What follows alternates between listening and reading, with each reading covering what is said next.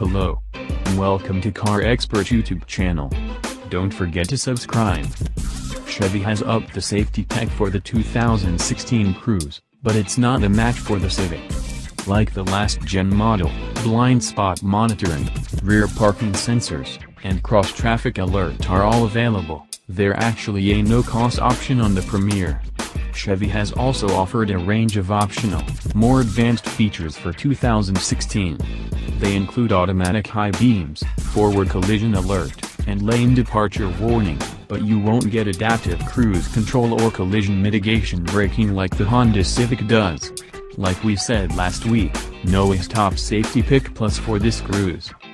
Chevy dropped the naturally aspirated 1.8-liter four-cylinder for 2016 in favor of a new 1.4-liter, turbocharged four-cylinder for the Cruze's four trims. The engine's 153 horsepower, 177 pound-feet of torque, and quick-spooling turbo get the Cruze off the line quickly.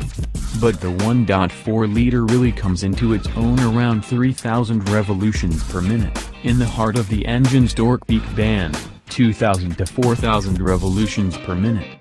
The engine pulls hard, especially when called upon, making the Cruze an easy partner at higher speeds. It's a quiet engine, too, smooth and refined up until the very highest parts of the rev range, when it starts getting buzzy. We drove a top-end Premier model, which comes standard with a new Hydra-matic 6-speed automatic. The L, LS, and LT all offer 6-speed sticks as well.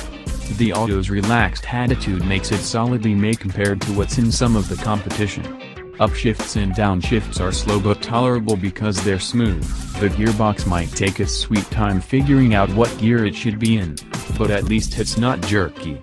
This relaxed character fits the Cruze perfectly. Commuters don't need a rapid, hard-shifting dual clutch or something similar. The 6-speed automatic is paired with a new stop-start system. Now, I like stop-start, because I'm a geek about fuel-saving technology, but it's unfortunate that the Cruze's system can't be manually overridden like we're used to in many other cars. The transmission isn't the only relaxed element in the second-generation Cruze. The smooth roads in Tennessee are nothing like Michigan's third-world tarmac, so we'll need a spin around Detroit to confirm this opinion, but the 2016 Cruze might be the most comfortable ride in its class. It feels level and neutral instead of floaty and detached on undulating roads, and when faced with a bump or imperfection, the suspension is quick to intercept the impact so it doesn't disrupt driver or passengers. It's the ride you'd expect from an Impala, not a Cruze. Ultimately, the average Cruze driver is unlikely to push their car during normal commuting as hard as I was pushing this one along the country roads around Nashville.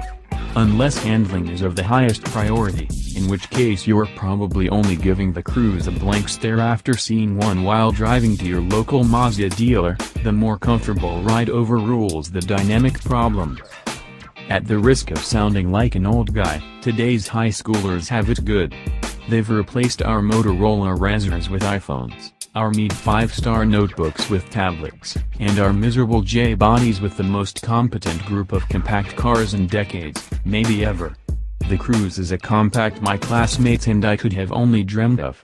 My old Sunfire didn't even have a tape deck or CD player, but the Cruze has a MyLink infotainment system, standard. The J-body's 115 horsepower, 2.2-liter engine is no match for the Cruze's cutting-edge, 153 horsepower, 1.4-liter turbo inline-4. And it doesn't look like an emasculated Firebird. These kids today just don't know how lucky they are.